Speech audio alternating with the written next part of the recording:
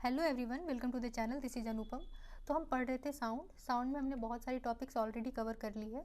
ये हमारा last topic होगा, that is range of hearing, ultrasound wave और इसके क्या एप्लीकेशंस है। क्योंकि इसके आगे जो टॉपिक्स पहले पढ़ने होते थे, सोनार और ह्यूमन ईयर, वो अभी इस चैप्टर में नहीं है, उसको हटा दिया गया है। इसके पहले के जो टॉपिक्स हैं, जो अगर आप नहीं देखे हो तो उनके लिंक्स मैं इस वीडियो के डिस्क्रिप्शन बॉक्स में दे दूँगी, आप वहाँ पर जाके देख सकते हो। तो हम स्टार्ट करते हैं अपना topic, that is range of hearing.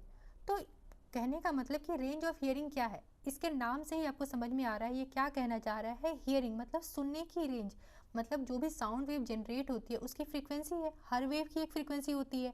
तो एक नॉर्मल ह्यूमन बीइंग जो है, एक अडल्ट ह्यूमन बीइंग है जो हेल्दी है, वो कितने रेंज की फ्रीक्वेंसी को सुन पाता है ना, कितने रेंज की फ्रीक्वेंसी को सुन पाएगा, उसको ही हम क्या कहते हैं, रेंज ऑफ हियरिंग कहते हैं। ठीक है।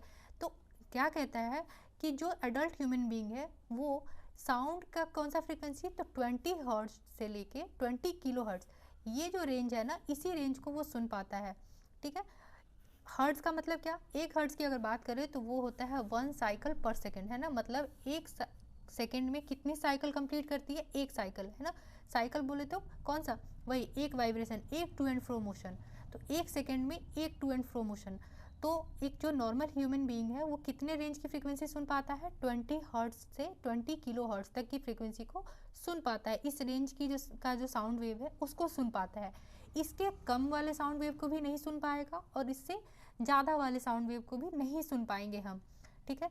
तो इसी रेंज को हम क्या बोलते हैं, ऑडिबल रेंज कहते हैं। तो जब अगर बात करें हम साउंड स्पेक्ट्रम की, ठीक है, साउंड स्पेक्ट्रम में अगर हम बात करें तो 0 से 20 हर्ट्ज तक का जो साउंड वेव होता है ना, इस रेंज का जो साउंड वेव होता है उसे क्या कहते हैं, उसे हम इंफ्रासोनिक बोलते हैं, है ना। या तो इंफ्रासोनिक बोलेंगे या फिर इंफ्रा साउंड वेव बोलेंगे। और वही अगर हम बात करें 20 किलो हर्ट्ज से हायर चले जाते हैं तो उन सारे साउंड वेव को क्या बोलते हैं, तो उनको कहते हैं या तो अल्ट्रासोनिक साउंड वेव बोलेंगे या फिर अल्ट्रासाउंड वेव बोलेंगे। ठीक है। लेकिन वही अगर हम बात करें 20 हर्ट्ज से 20 किलो हर्ट्ज तक की बात, तो इस रेंज की जो फ्रीक्वेंसी होती है इसको ऑडिबल रेंज कहते हैं। ऑडिबल मतलब सुनने योग्य, मतलब कि जिस रेंज के साउंड वेव को हम सुन पाते हैं। तो किस रेंज को सुन पाते हैं, 20 हर्ट्ज से 20 किलो हर्ट्ज तक के रेंज के साउंड वेव को हम सुन पाते हैं। तो यही हमारा ऑडिबल रेंज होता है, या इसी को हम क्या बोलते हैं, रेंज ऑफ हियरिंग बोलते हैं। और ये किसका होता है, तो एक स्वस्थ एडल्ट का साउंड वेव का रेंज है ना, सुनने का रेंज है। लेकिन वही अगर हम बात करें एक छोटे बच्चे की, एक 5 साल के बच्चे की बात करें, तो उसका जो ये अपर रेंज है ना, ये इससे ज़्यादा होता है, ये 25 किलो हर्ट्ज तक होता है। ठीक है। तो 5 साल के बच्चे की अगर बात करें तो उसका जो हियरिंग रेंज है ना, रेंज ऑफ हियरिंग है, 5 साल का बच्चा हो। और कुछ एनिमल्स जैसे डॉग, कहते हैं ना कि जब अर्थक्वेक आता है तो सबसे पहले डॉग्स को पता चल जाता है। क्यों, क्योंकि जिस समय अर्थक्वेक आता है तो जो मेन शॉक स्टार्ट होता है उसके पहले की जो फ्रीक्वेंसी होती है ना, उसके पहले की जो साउंड वेव जनरेट होती है उसकी फ्रीक्वेंसी 20 हर्ट्ज से कम होती है।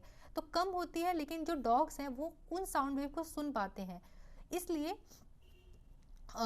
ये क्या होता है, पहले ही अलर्ट कर देते हैं, इनके कान खड़े हो जाते हैं, ये पहले ही भागने लगते हैं। तो हमें कई बार इनसे भी हिंट मिल जाता है कि अर्थक्वेक आने वाला है। तो क्या कहता है कि जो 5 साल का बच्चा है या फिर जो डॉग है, कुछ एनिमल जैसे डॉग है, तो इनकी जो अपर रेंज होती है ना सुनने की, वो 25 किलो हर्ट्ज होती है।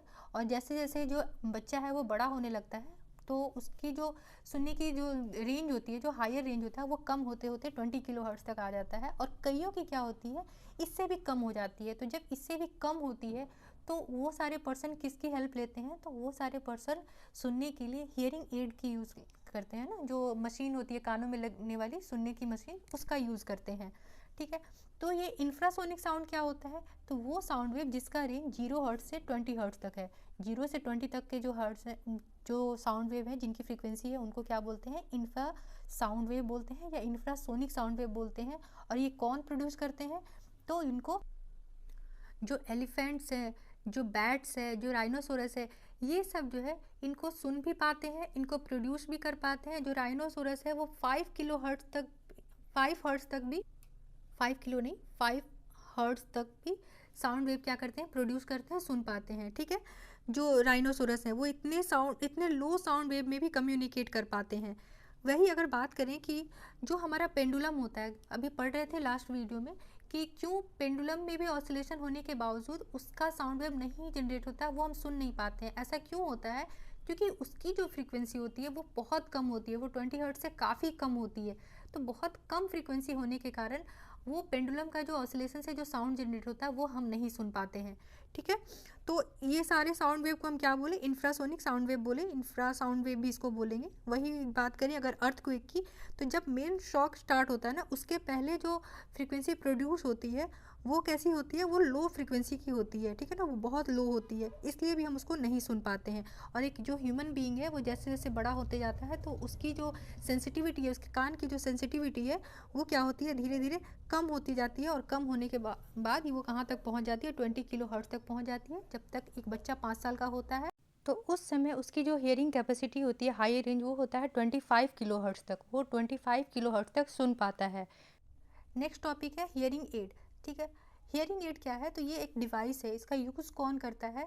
तो इसका यूज़ वो सारे लोग करते हैं जिनको हियरिंग लॉस वाली प्रॉब्लम है ना, जो हियरिंग लॉस के प्रॉब्लम को फेस करते हैं वो इस डिवाइस का यूज़ करते हैं। हियरिंग एड, एड मतलब हेल्प है ना, तो जो सुनने में हेल्प करे। तो ये डिवाइस वो सारी डिवाइस होती हैं जो सुनने में हेल्प करती हैं। जो कानों में मशीन लगाते हैं ना सुनने के लिए, वही हियरिंग एड होता है। तो ये डिवाइस कैसा होता है? तो ये एक तो इलेक्ट्रॉनिक डिवाइस होता है और ये बैटरी ऑपरेटेड होता है। ठीक है, इसमें क्या होता है कि ये जो डिवाइस है इसमें एक माइक्रोफोन लगा होता है। तो जो भी साउंड वेव आती है वो कौन रिसीव करता है? तो ये माइक्रोफोन जो इसमें लगा होता है वो क्या करता है कि वो साउंड वेव को रिसीव करता है। तो क्या कहते हैं कि receive signal through microphones, microphone के हेल्प से ये सिग्नल्स को रिसीव करता है।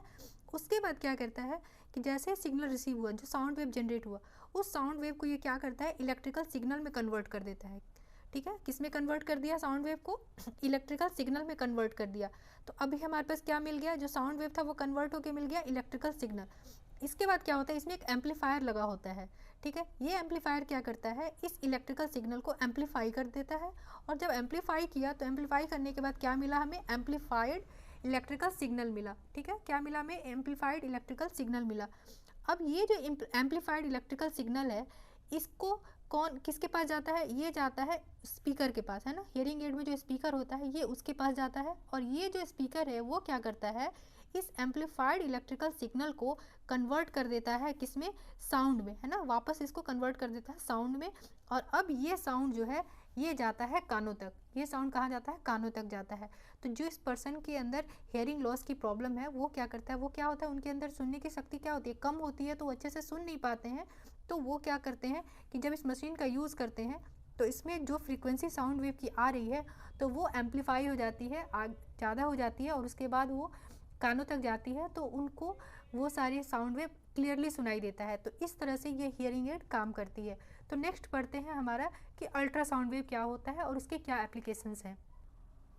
अल्ट्रासाउंड वेव क्या होती है? तो वो सारे साउंड वेव जिनकी फ्रीक्वेंसी 20 किलो हर्ट्ज से ज़्यादा है। ठीक है, जिन साउंड वेव की फ्रीक्वेंसी 20 किलो हर्ट्ज से ज़्यादा है तो उनको क्या कहते हैं? अल्ट्रासाउंड वेव बोलते हैं। और ये कौन प्रोड्यूस करता है? तो ये प्रोड्यूस करते हैं बैट्स, डॉल्फिन्स। ठीक है, बैट्स और डॉल्फिन्स क्या है? इनको प्रोड्यूस करती हैं। और इतना ही नहीं, जो मोथ्स होते हैं ना उनकी फैमिली में भी कुछ ऐसे होते हैं मोथ्स जो कि ये हायर रेंज की फ्रीक्वेंसी जो अल्ट्रासाउंड है ना इसके टुवर्ड्स क्या होते हैं? बहुत सेंसिटिव होते हैं। वो प्रोड्यूस भी कर पाते हैं और सुन भी पाते हैं। इतना ही नहीं, जो रैट्स होते हैं हमारे घरों में, तो वो जो रैट है वो भी जो कम्युनिकेट करते हैं एक दूसरे से, वो भी किसके हेल्प से करते हैं? वो अल्ट्रासाउंड वेव की हेल्प से करते हैं। ठीक है, जो बैट है वो अंधेरे में कैसे चल पाती हैं, कैसे उड़ पाती हैं, या अपने शिकार को, अपने प्रे को कैसे कैच कर पाती हैं, तो वो भी अल्ट्रासाउंड वेव के हेल्प से कर पाती हैं। ये क्या होता है कि ये एक अल्ट्रासाउंड वेव जनरेट करती हैं और अल्ट्रासाउंड वेव जहाँ से जाके रिफ्लेक्ट बैक होता है तो इनको पता चल जाता है कि यहाँ वहाँ पे उस जगह पे जहाँ से रिफ्लेक्ट बैक होकर इनको सुनाई दे रहा है तो वहाँ पे या तो कोई ऑब्स्टेकल है या फिर कोई इनका प्रे है। ठीक है, तो ये उस तरह से क्या करती है? कैलकुलेट करके फिर ये आसानी से रात में अंधेरे में ट्रैवल कर पाती हैं, वॉक कर पाती हैं, या फिर अपने प्रे को कैच कर पाती हैं। ठीक है, तो इसके कुछ कैरेक्टरिस्टिक्स को देखते हैं हम। अल्ट्रासाउंड वेव के कुछ कैरेक्टरिस्टिक्स को देखते हैं। क्या कहता है कि इसकी जो पेनिट्रेटिंग पावर है ना अल्ट्रासाउंड वेव की वो बहुत हाई होती है। और ये ऐसा क्यों होता है? क्योंकि इसकी फ्रीक्वेंसी बहुत हाई होती है। बहुत हाई फ्रीक्वेंसी होने के कारण अल्ट्रासाउंड वेव जो है बहुत बड़े बड़े जो वॉल्स हैं, कंक्रीट्स हैं, उन सबको क्या होता है ईजिली पेनिट्रेट कर पाती है। पेनिट्रेट मतलब भेद पाती है, आर पार हो पाती है, ठीक है। जैसे लार्ज मेटल ब्लॉक्स हो गए, लार्ज कंक्रीट ब्रीजेज हो गए, या फिर हमारा जो फ्लैश है, बॉडी है, तो उनको भी ये क्या करती है, ये आर पार कर पाती है, पेनिट्रेट कर पाती है, ठीक है। इसके इस हेल्प से, इसके जो ये पेनिट्रेटिंग पावर है ना, इसके इस बेनिफिट के कारण मेडिकल फील्ड में इसका बहुत ज़्यादा यूज़ है, और यहाँ तक कि इंडस्ट्रीज़ में भी इसका बहुत ज़्यादा यूज़ है, ठीक है। और इसका नेक्स्ट कैरेक्टरिस्टिक क्या कहता है कि जैसे एक ऑर्डिनरी साउंड वेव क्या होता है, रिफ्लेक्ट होता है, इन द सेम वे जो अल्ट्रासाउंड वेव है ना, ये भी रिफ्लेक्ट होता है। बस अंतर ये है कि जो अल्ट्रासाउंड वेव है वो रिफ्लेक्ट होके आता है तो हम उसको नहीं सुन पाते हैं। क्यों? क्योंकि इसका जो रेंज है ये बहुत ज़्यादा होता है ना, 20 किलोहर्ट्ज़ से ज़्यादा होता है। लेकिन हम ऑर्डिनरी साउंड वेव को सिर्फ इसलिए सुन पाते हैं क्योंकि वो हमारे रेंज ऑफ हियरिंग या ऑडिबल रेंज में होता है। चूँकि ये रिफ्लेक्ट हो सकता है ऑर्डिनरी साउंड वेव की तरह, तो ये इको भी क्रिएट करता है ना, इको भी प्रोड्यूस कर सकता है अल्ट्रासाउंड वेव। लेकिन जो इको है जो अल्ट्रासाउंड वेव के कारण प्रोड्यूस होता है वो ऐसे हम नहीं सुन पाते हैं। उसको क्या है कि कुछ स्पेशल इक्विपमेंट के हेल्प से उसको हम डिटेक्ट कर पाते हैं कि हाँ कुछ इको जनरेट हुआ है ना। तो ये क्या है, इको भी प्रोड्यूस कर सकता है क्योंकि रिफ्लेक्शन हो रहा है, रिफ्लेक्शन हो रहा है तो इको प्रोड्यूस कर ही सकता है अगर उतना डिस्टेंस मैटर कर लिया तो, है ना, उतना डिस्टेंस मैच कर लिया तो, या फिर वो टाइम इंटरवल मैच कर लिया तो। लेकिन वही है कि इसको हम नॉर्मल सुन नहीं पाते हैं। क्यों नहीं सुन पाते हैं? क्योंकि ये हमारे रेंज से हाई होता है, तो इसके लिए कुछ स्पेशल इक्विपमेंट की ज़रूरत पड़ती है, ठीक है। तो इसकी हाई फ्रीक्वेंसी बहुत हाई हुई, इसके कारण क्या हुआ, इसका पेनिट्रेशन पावर ज़्यादा हुआ।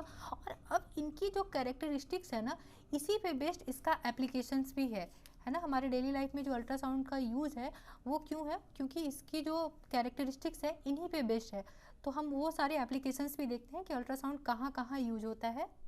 अच्छा, एक चीज़ और, चूँकि इसका पेनिट्रेशन पावर ज़्यादा होता है ना, पेनिट्रेशन पावर ज़्यादा होने के कारण अगर कोई पाथ दे के हम इसके ऊपर इसको पास करवाएं अल्ट्रासाउंड वेव को, तो चाहे वहाँ पे कितना भी ऑब्स्टेकल हो, अल्ट्रासाउंड वेव क्या होगा, वहाँ से पास कर जाएगी, है ना। तो इसके साथ हम ये पॉइंट भी इसको ऐड कर सकते हैं यहाँ पे।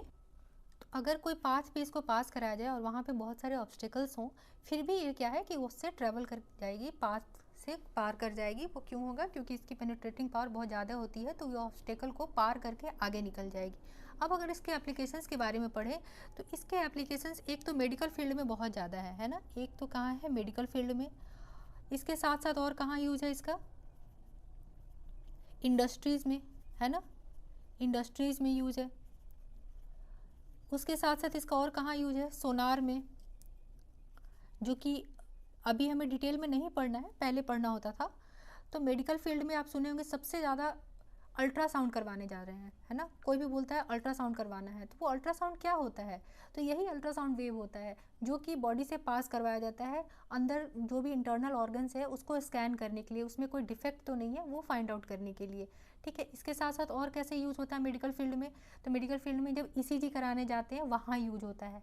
इसके साथ साथ फीटस के बारे में पता करने के लिए कि फीटस सही से ग्रो हो रहा है कि नहीं, उसको फाइंड आउट करने में भी इसका यूज होता है अल्ट्रासाउंड का, ठीक है। तो अल्ट्रासाउंड का मेडिकल फील्ड में कहाँ कहाँ यूज हुआ, तो इसका यूज होता है ईसीजी में, अल्ट्रासाउंड कराने जाते हैं जैसे स्कैनर के लिए, है ना, इंटरनल ऑर्गन को स्कैन करने के लिए। यहाँ तक कि जो फीटस है उसका ग्रोथ कैसा हो रहा है उसके फाइंड आउट के लिए, है ना। किडनी में जो स्टोन हो जाता है उसके ट्रीटमेंट के लिए। इंडस्ट्रीज़ में कहाँ कहाँ यूज होता है, तो जैसे इंडस्ट्री में बड़े बड़े मेटल के ब्लॉक्स होते हैं, उन ब्लॉक्स के बीच में कहीं कोई क्रैक तो नहीं है या कोई फॉल्ट तो नहीं है, उसको फाइंड आउट करने के लिए इसका यूज़ करते हैं, ठीक है। अगर बात करें सोनार में, तो सोनार में कैसे यूज होता है, तो सी बेड पे कुछ है या नहीं, कोई गोल्ड या कुछ खजाना है या फिर कोई तरह का डिस्टर्बेंस या कोई एक्सीडेंट के कारण कोई शिप अगर डूब गया है तो उसको फाइंड आउट करने में, यहाँ तक कि जो फिश है उनको फाइंड आउट करने में सोनार का यूज होता है। इतना ही नहीं, इंडस्ट्रीज़ में क्या है कि जो हमारे पाइप्स होते हैं ना, ऑड पाइप्स होते हैं, जैसे तो हो गया कि सीधा सीधा पाइप हो, ऐसे सीधा पाइप हो, इसको क्या है कि आप इजीली क्लीन कर पाओगे। लेकिन वही क्या है अगर बेंड हो, ऐसे स्पाइरल की तरह हो, तो इसको कैसे क्लीन करेंगे, तो क्योंकि यहाँ तक तो कोई ब्रश नहीं जा पाएगा, कोई सॉल्यूशन डाल के भी हम इसको क्लीन नहीं कर पाते हैं।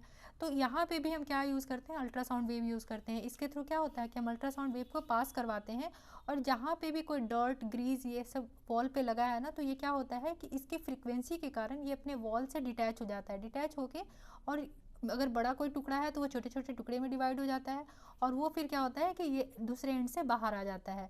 ठीक है, तो एक एक करके इसके एप्लीकेशंस को हम डिटेल में देखते हैं। तो क्या कहता है कि जो अल्ट्रासाउंड है वो कहाँ यूज़ होता है, किस किस, जैसे स्पाइरल पार्ट है, कोई ऑड शेप्ड का ट्यूब है, कोई इलेक्ट्रॉनिक इक्विपमेंट है, जैसे मान लो कि ये स्पाइरल है पाइप, ठीक है, और यहाँ पे कोई डर्ट है, तो इसको क्लीन करने के लिए अल्ट्रासाउंड यूज़ होता है। इसमें क्या करते हैं कि हम यहाँ से अल्ट्रासाउंड वेव ऐसे पास करवाते हैं। ठीक है, तो जिस जगह पे ये ऑब्स्टिकल है, जिस जगह पे ये डर्ट है, तो वहाँ पे जब जाता है तो ये क्या होता है, इसकी वाइब्रेशन, इसमें वाइब्रेशन बहुत ज़्यादा होता है, इसकी फ्रिक्वेंसी ज़्यादा होती है, वाइब्रेशन ज़्यादा होता है। इसकी वजह से क्या होता है कि ये जो डस्ट या ग्रीस जो भी वॉल से अटैच है ना, ये यहाँ से डिटैच हो जाता है और अगर बड़ा है तो छोटे छोटे टुकड़े में डिवाइड हो जाता है और उसके बाद वो क्या होता है, पाइप के थ्रू बाहर निकल आता है।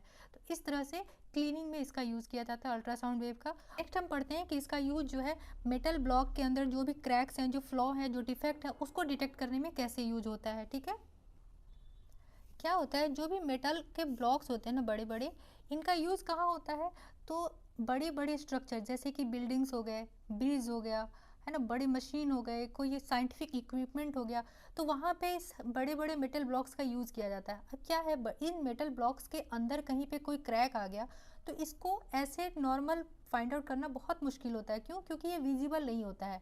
बाहर से अगर कोई क्रैक है वो तो आप देख पाओगे, लेकिन अंदर अगर कोई डिफेक्ट है, कोई क्रैक है, तो वो हम नहीं फाइंड आउट कर पाते हैं। तो अगर इसके डिफेक्ट को फाइंड आउट नहीं कर पाए और इसको ऐसे ही यूज़ कर लें तो उस बिल्डिंग, उस स्ट्रक्चर का जो स्ट्रेंथ है वो कम हो जाएगा। तो इसके लिए बहुत ज़रूरी है कि इसके अंदर के क्रैक्स या डिफेक्ट को फाइंड आउट करना। तो ये कैसे फाइंड आउट कर पाएंगे, तो यहाँ पे हम यूज़ करते हैं अल्ट्रासाउंड वेव का। तो क्या होता है कि मान लो यहाँ पे कोई क्रैक है, ठीक है, और यहाँ इधर क्या होता है, डिटेक्टर्स लगे होते हैं ऐसे, ठीक है, ऐसे डिटेक्टर्स लगे होते हैं और फिर क्या होता है, इधर से साउंड वेव को पास कराया जाता है। तो जहाँ पे कोई फ्लॉ नहीं है, कोई क्रैक नहीं है, तो साउंड वेव क्या होता है कि यहाँ से पास कर जाती है, पेनिट्रेट करके आगे बढ़ जाती है। जब आगे बढ़ी तो ये डिटेक्टर क्या है, इसको फाइंड आउट कर पाता है। लेकिन जैसे ही साउंड वेव यहाँ जाके और आगे नहीं पार करती है, क्या होता है, यहीं से रिफ्लेक्ट बैक हो जाती है। तो जब रिफ्लेक्ट बैक हो जाती है तो हमें पता चल जाता है कि यहाँ पे कोई क्रैक है। इस तरह से हम फाइंड आउट कर पाते हैं कि बड़े बड़े मेटल ब्लॉक्स के अंदर कहाँ पे कोई फॉल्ट है, कहाँ पे क्रैक है ना, वो हम डिटेक्ट कर पाते हैं। क्या कहता है कि जब अल्ट्रासाउंड वेव को हम पास कराते हैं मेटल ब्लॉक से, तो अगर वहाँ से कहीं छोटा सा भी कोई डिफेक्ट है, अगर वहाँ से हमारा जो अल्ट्रासाउंड वेव जो हम पास कराए वो रिफ्लेक्ट बैक हो जा रहा है, दैट मीन्स वो ये बता रहा है कि जिस पार्ट से वो रिफ्लेक्ट हुआ उस पार्ट में प्रॉब्लम है, उस पार्ट में या तो क्रैक है, होल है, हॉलो है, कुछ भी है, कोई प्रॉब्लम है। तो वह इस तरह से हम क्या करते हैं कि डिटेक्ट कर पाते हैं क्रैक्स को मेटल ब्लॉक्स के अंदर।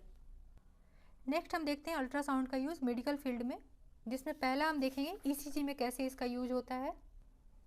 क्या कहता है कि हार्ट के डिफरेंट पार्ट से ना, वेरियस पार्ट से हम क्या करते हैं, अल्ट्रासाउंड वेव को पास करवाते हैं, तो वहाँ से जो भी रिफ्लेक्शन मिलता है उसके हेल्प से हार्ट का जो वेरियस पार्ट है उसका इमेज ड्रॉ हो पाता है। ठीक है, इतना ही नहीं, उसमें कोई अगर प्रॉब्लम है, हार्ट में कोई प्रॉब्लम है तो वो पता चल पाता है।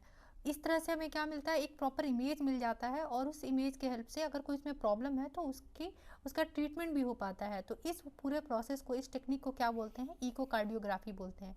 अच्छा, जो ये अल्ट्रासाउंड वेव है ना, ये कहाँ कहाँ, ये एमनियोटिक फ्लूइड के थ्रू एब्जॉर्ब हो पाता है। ठीक है, इतना ही नहीं, पानी में भी ऑब्जॉर्ब हो जाता है, डिपेंड करता है टेम्परेचर और फ्रिक्वेंसी पे।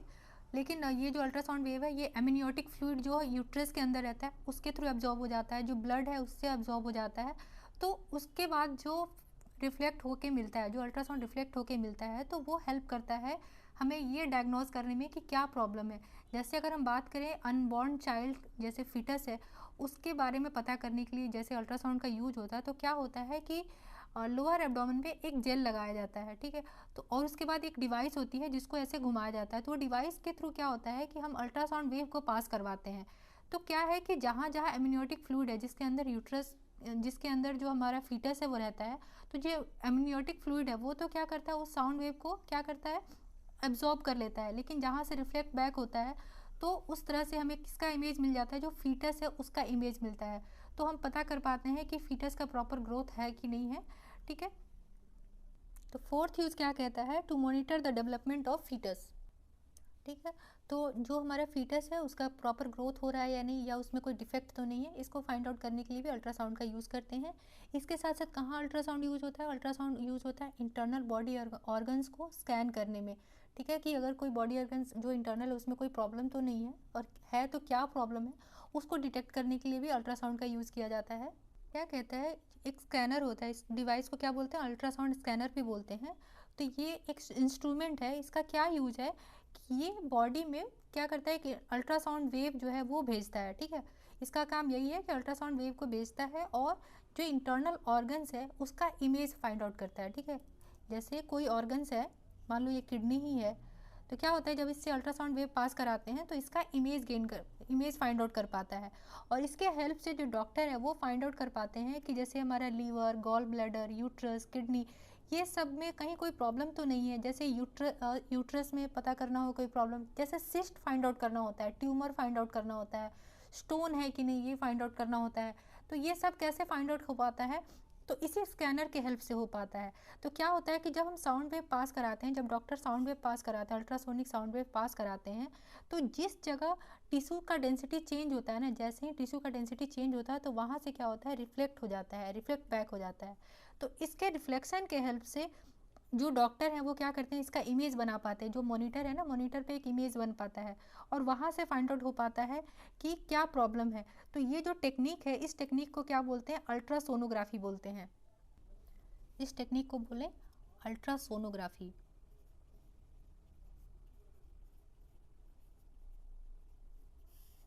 ठीक है।